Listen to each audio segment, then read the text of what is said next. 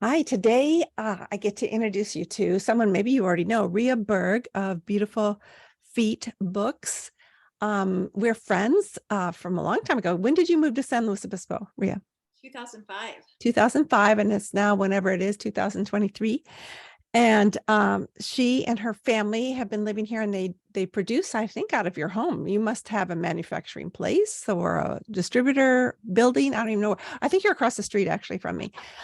So Ria, tell us a little bit about your family and then about your business. I really want to hear a little bit how that got started. Tell us about that passion. And then we're going to talk about a current passion that you and your husband have. And I can't wait to get to that. So Ria, thank you and welcome. Thank you. Thank you, Sue, for having me.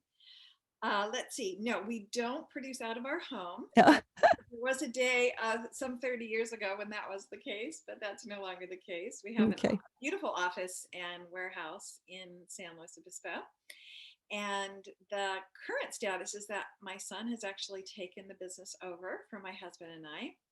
And he is taking it to places we never imagined it would go, which has Oh, been wonderful. very exciting and thrilling. And his passion is to transform education through the Hmm, power of good stories.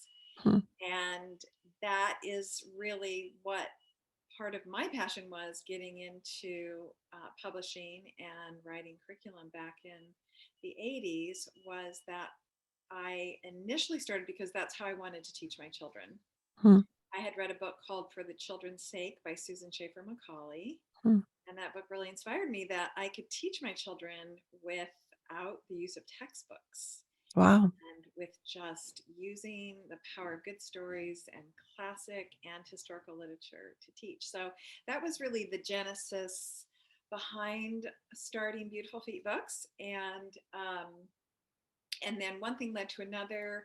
As we began to publish curriculum, we found that, we would find these beautiful books and then these books would go out of print. And then Oh, suddenly a study that we had taken a lot of time to develop was no longer very user friendly. So that's what led us into beginning to publish children's books. So we've been doing wow. that for about 35 years now. So did you have to buy the rights, the original rights from the author or from the publisher or both? It varies. It is Mm, both. Sometimes, if the publisher has just stopped printing the book, they may still retain the I rights, see. and then we work through the publisher. In probably in most of the cases, the rights have reverted back to the author or the author's heirs. Right. And so we publish a series of books by Ingrid and Edgar Prindolaire, and their two sons, Nils and Ula, have the rights to their parents' work. So we publish our books through them.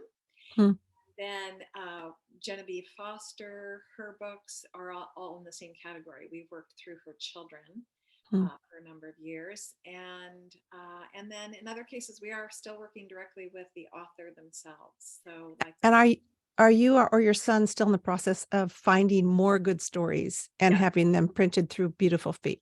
yes, always, Oh, great. always looking for suggestions, always Uh-huh. looking for good stories. And the one that I remembered from my college years was called Honey for a Child's Heart. Yes. Was that good? Was that a good one? Oh, that's excellent. Uh-huh. Yeah, that Honey for a Child's Heart and Books Children Love. Those were like my two like Bibles that I took to the library when I was Hmm. a young mother looking for good books. So those are always great. Right. My mother read to me and I read to my children. It's like one of the best Yes. things we can pass along. So Beautiful Feet, though, also you write curriculum, so you help homeschool moms, and they don't have to be, it's not a religious organization, or is it? Our guides are mainly non-sectarian. Okay.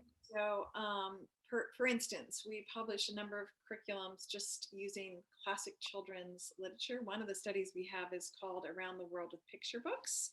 And so, in that study, we do a beautiful biography by Demi on Mother Teresa. And so, of course, Mother Teresa lived her life in devotion to God. So, that is part of her story. And of course, we're not going to edit that out. That is part of the truth of what makes her one of the most inspiring human beings in our century.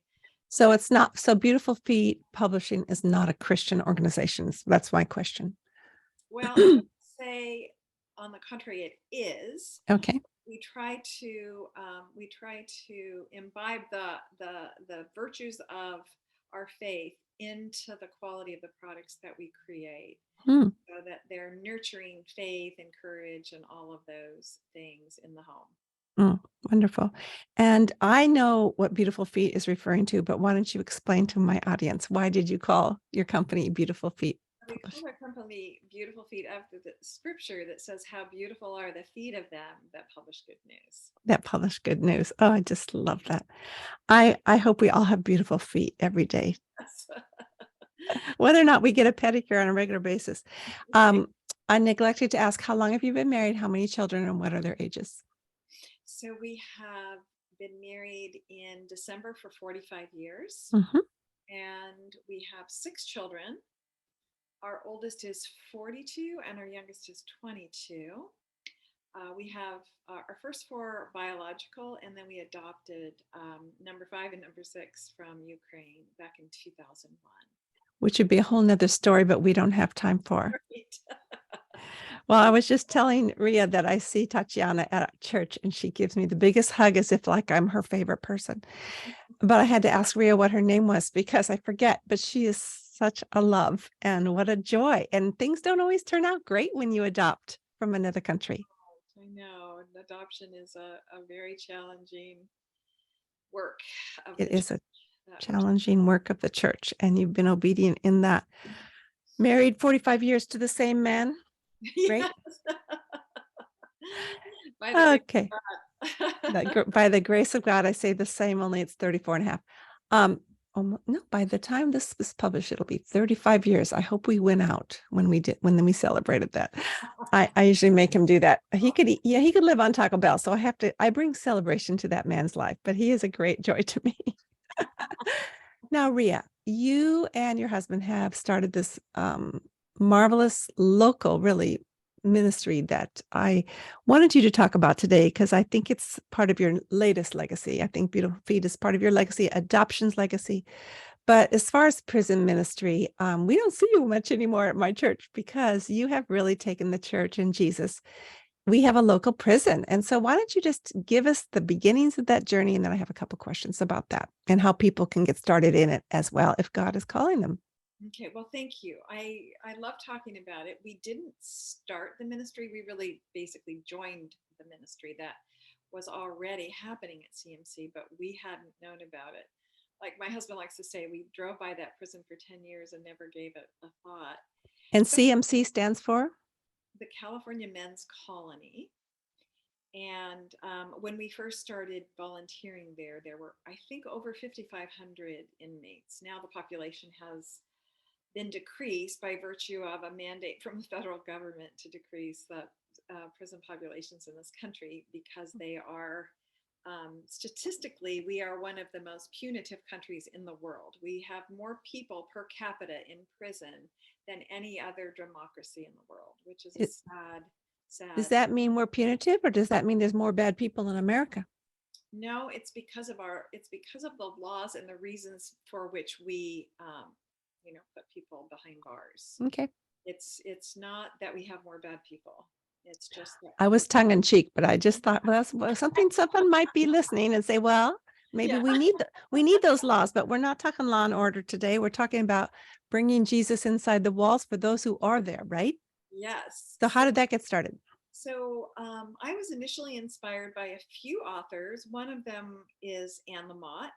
And Anne Lamott talks in her books about how her father visited San Quentin when she was a child growing up, and that was always inspiring to her.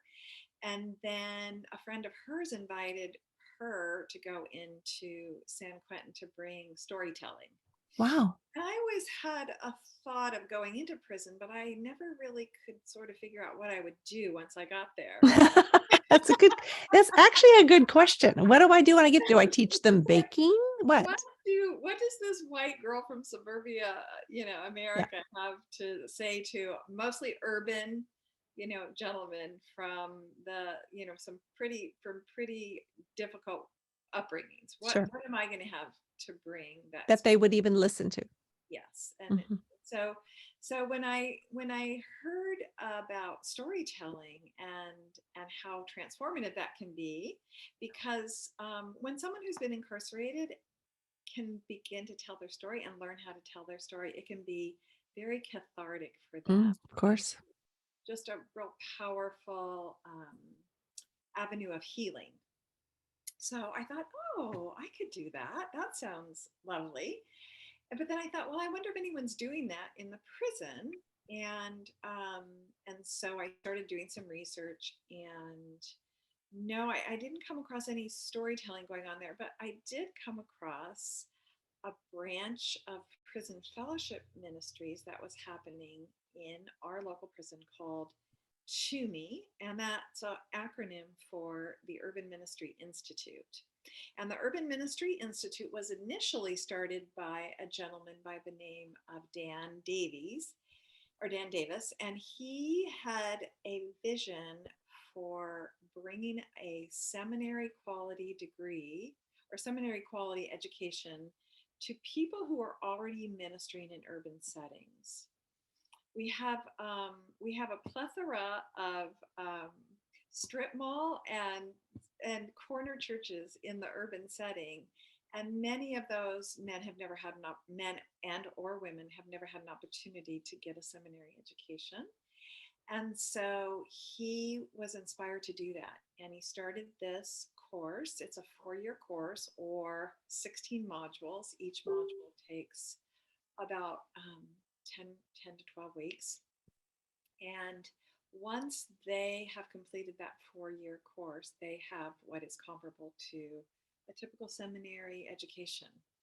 And so they they had that program already going at CMC. And so I looked into that, and sure enough, they were more than willing to accept volunteers. And because my background is English, I thought, well, I could certainly help. They have to, each student has to learn how to write exegesis, Hmm. in-depth Bible study, Mm. and I could certainly help with that sort of thing. So, So wait a minute. So Dan Davis's thing was to bring seminary education to the pastors, but on the outside. So they have yeah, it on the inside. yes. And so that was And going and along. why is that? Because there are Christian pastors in jail? No, because what he saw was that in the urban setting, the average minister did not have any kind of seminary training. So he wanted to address that need. But in the process, someone thought of bringing that into the prisons and making it available Wow. to incarcerated individuals, because many of them, well, the majority of them are going to go right back to the urban setting. Sure. And so when it got institute or when it got brought into the prisons, it really, really took off. And so it's just in, probably hundreds of prisons around the country. And as it, I hate to ask this question, but is it accredited, or does that even matter if people are going to? Unfortunately, it is not accredited, Mhm. but it is a solid seminary program. And the good news is that, for instance, one of my graduates that was a student that was studying under me that was subsequently paroled, he went down to LA, and Western Seminary down Oh, there wow. was willing to give him credit for the work that he had done through To Me. Wonderful. It's Hmm. wonderful. So we're seeing more and more of that because the quality of this course is, becoming more widespread and more acknowledged. And And your husband does it as well?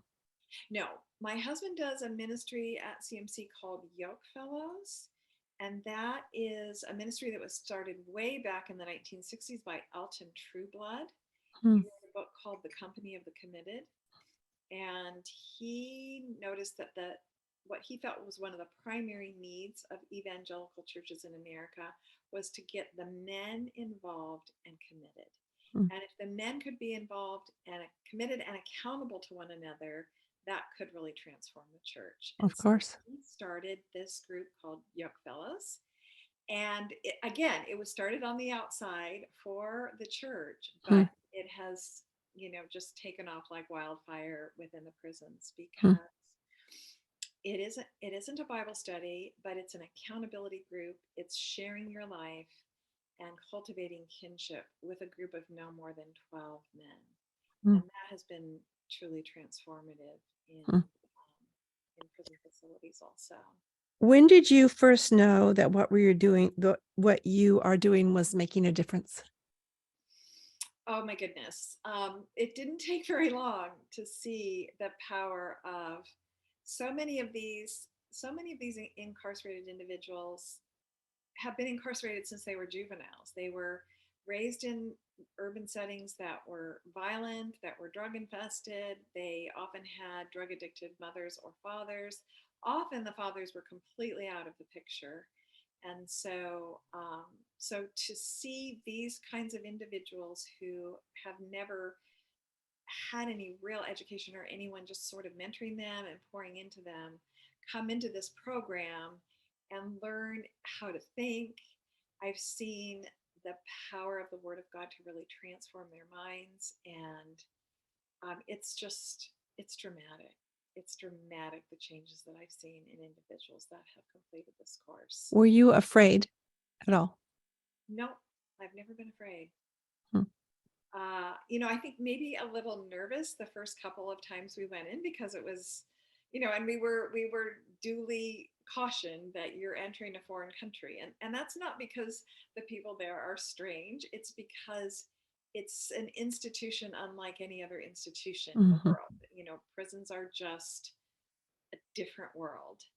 But once we were inside and I started meeting the men, I knew I was home immediately. Wow.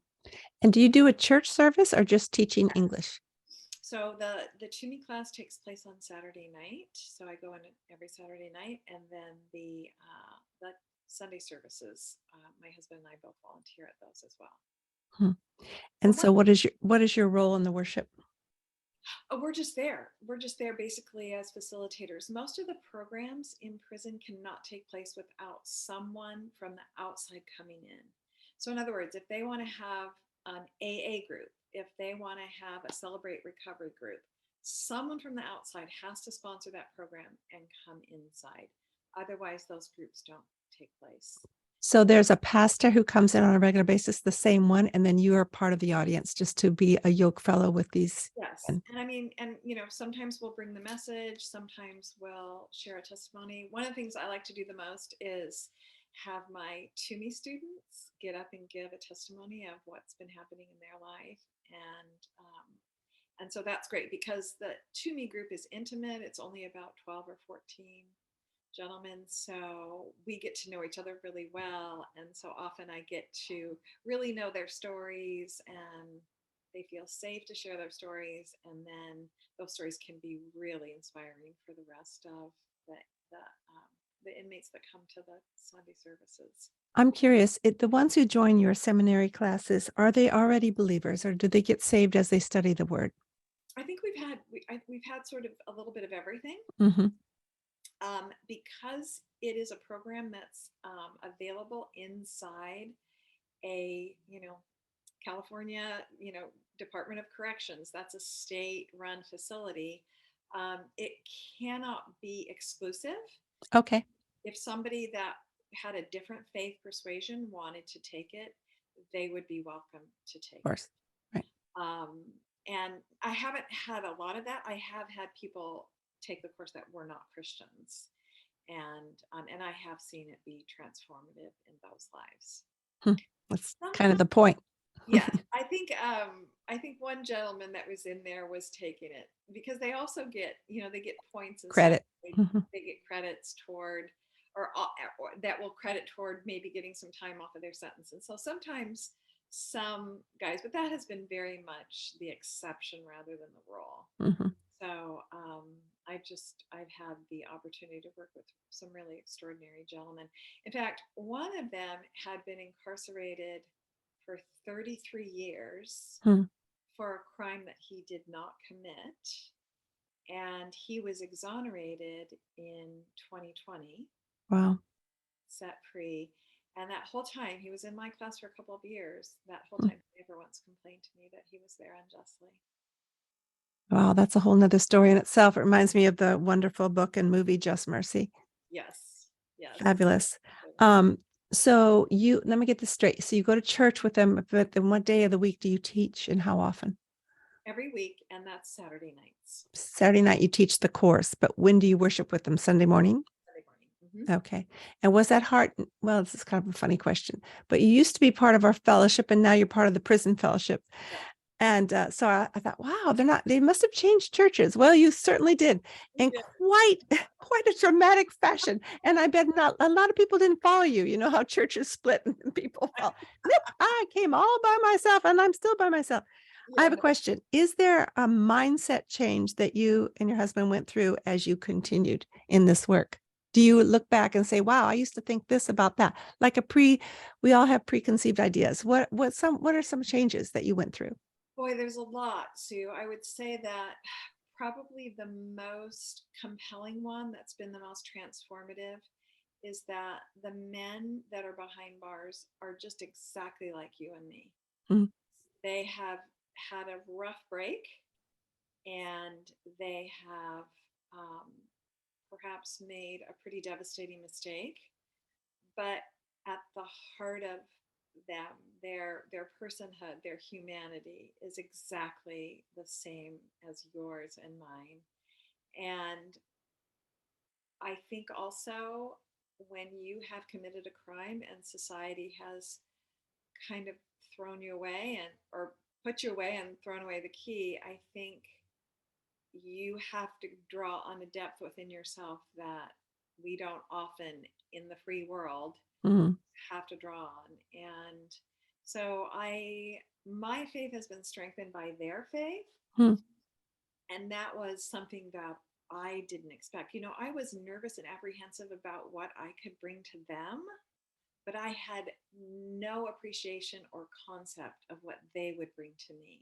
mm, And now I understand why, Jesus said, I was in prison and you visited me, because I have seen Jesus in the lives of these men in incredibly dramatic ways, incredibly dramatic ways. And that has really deepened my faith and convinced me of how powerful redemption is and how good our God is. mm. Say that last line again. Convinced. It has convinced me of how powerful redemption is and how good our God is. He truly does save to the uttermost. Mm.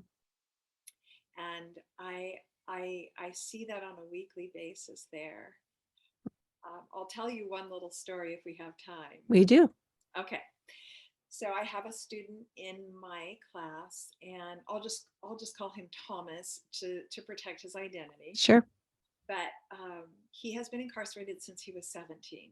So Oh, again, he was a juvenile offender that grew up probably in a very rough neighborhood.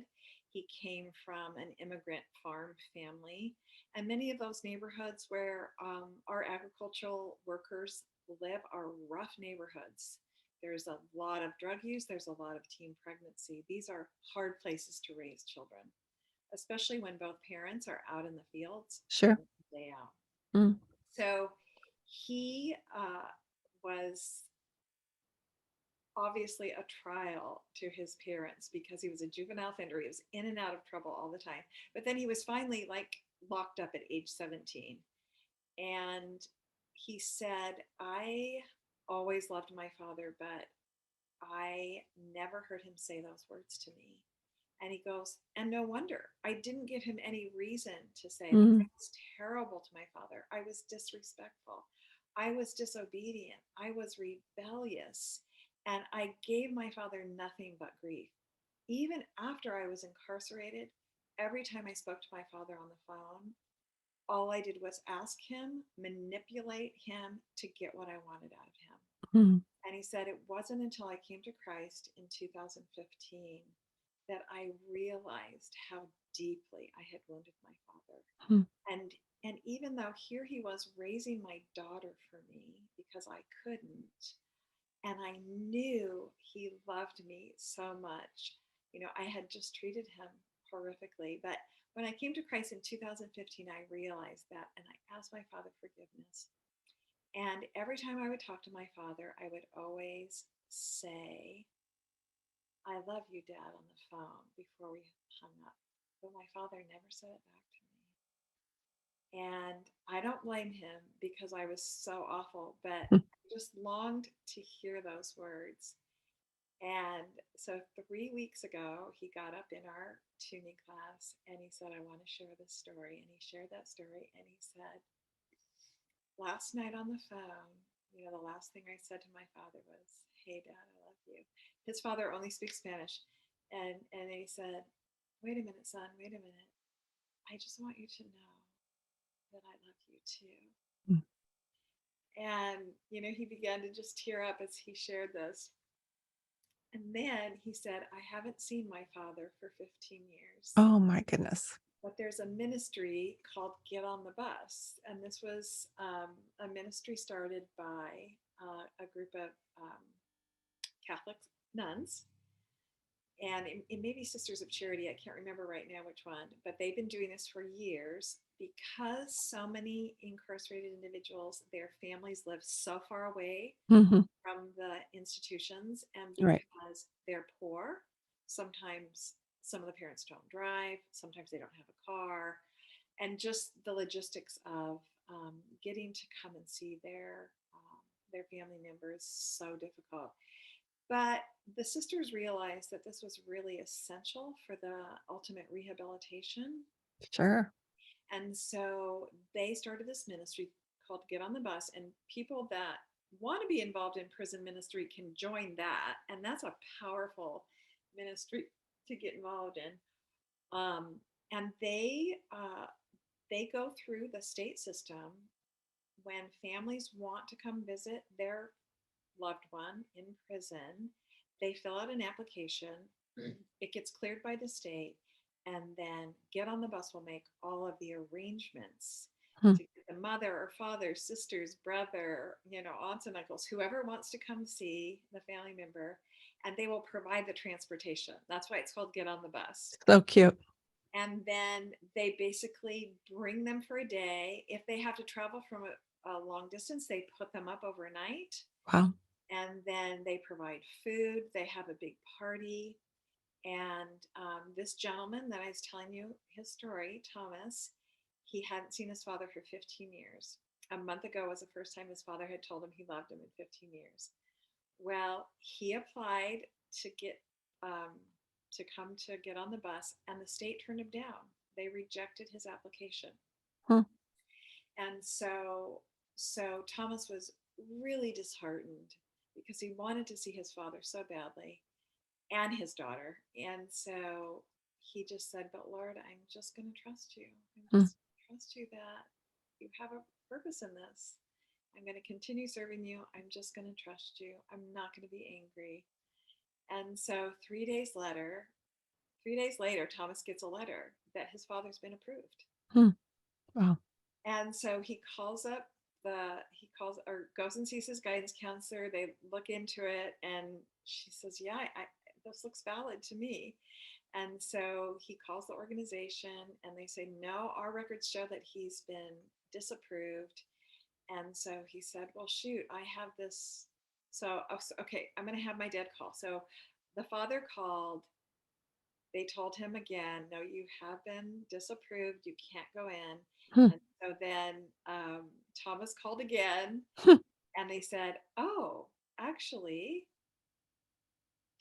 we've never seen this happen in the history of this organization, but yes, we have an approval letter here for your father. So within 3 days of getting the rejection letter, the approval letter, and 3 days later, his father was able to come into the institution and see his son for the first time in 15 years. Wow. He brought his little 8-year-old daughter, Thomas's daughter, with him.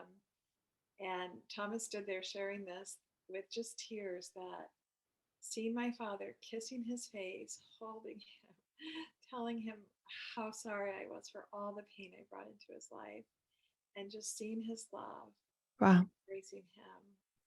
and being with my daughter was the most beautiful thing I've ever experienced in my Hmm. whole life. Hmm. Wow. So So there's great joy amidst the pain. Hmm. If someone wants to do prison ministry, you kind of answered one way they could do is to get involved with Get on the Bus. yes. Do you have another tip or two that if they're feeling moved to at least pray about it? Yes. Well, if they would like to visit, they could contact me, and maybe we'll have contact information. They could contact me, and I can put them in the right channels as far as the right people to talk to. They just have to fill out some very basic application. The CDCR will run their history through and make sure they don't have any felonies on their record, that sort of thing. Mm-hmm. But if that all is clear, they can go in and just visit and see if they like it. Mm-hmm.